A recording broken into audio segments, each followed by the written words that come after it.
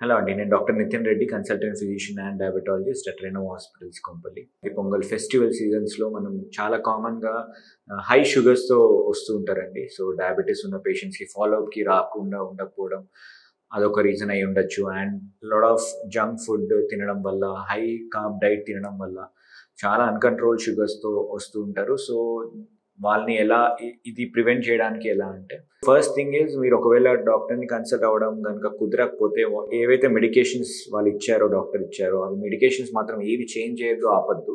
అది first thing. So, most important తప్పు చేసేది అవే. టాబ్లెట్స్ రావడం లేట్ అవుతుందని చెప్పేసి, టాబ్లెట్స్ అయిపోయినాయని చెప్పేసి అలానే మానేసి ఉంటారు. సో, ఫాలో అప్‌కి లేట్ వెళ్తారు. మళ్ళీ అగైన్ ఇన్ని రోజులు కంట్రోల్ అయిందని షుగర్ అంతా మళ్ళీ రైజ్ అయ్యి మళ్ళీ it will come to again high షుగర్స్‌తో ప్రెజెంట్ అవుతారు. సో, ఇచ్చిన టాబ్లెట్స్ ఎవరు ఆపకుండా until you consult a doctor. So, make sure అవే టాబ్లెట్స్ ఏవైతే ముందు ప్రిస్క్రైబ్ చేసామో ఆ టాబ్లెట్స్ కంటిన్యూ చేయడం చాలా ఇంపార్టెంట్. సో, అది కూడా అంటే ఒక 1 మంత్ డిలే అయితే you can continue. But make sure you visit as early as possible. And ఇచ్చిన మెడికేషన్స్ ఏవి ఆపకుండా డైట్. సో, ఇన్ కేస్ ఏదన్నా any festival or any function ఉంటే, so try to avoid high carb diet. At least sweet sugars avoid చేయండి. Rice కొంచెం ఎక్కువ తింటే next day try to balance by avoiding rice the other day.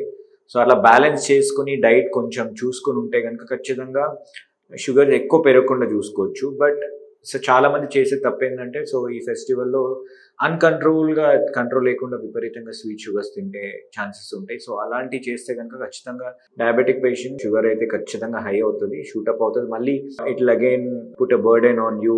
Medications increase చేయడం, maybe starting on insulin. So, అన్ని complications వచ్చే chances ఉంటాయి. So, diet plays a major role in diabetes. So, make sure you follow. If not, sugars కొన్ని తినాల్సి వస్తుంది, కంట్రోల్గా తింటే కనుక and at least పెరగకుండా చూసుకోవచ్చు.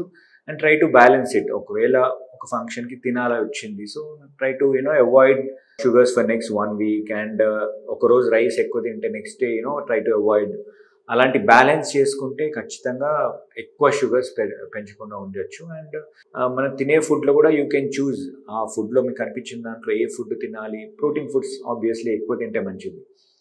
లైక్ కర్రీస్ కానీ, chicken, egg, fish, all these are healthy.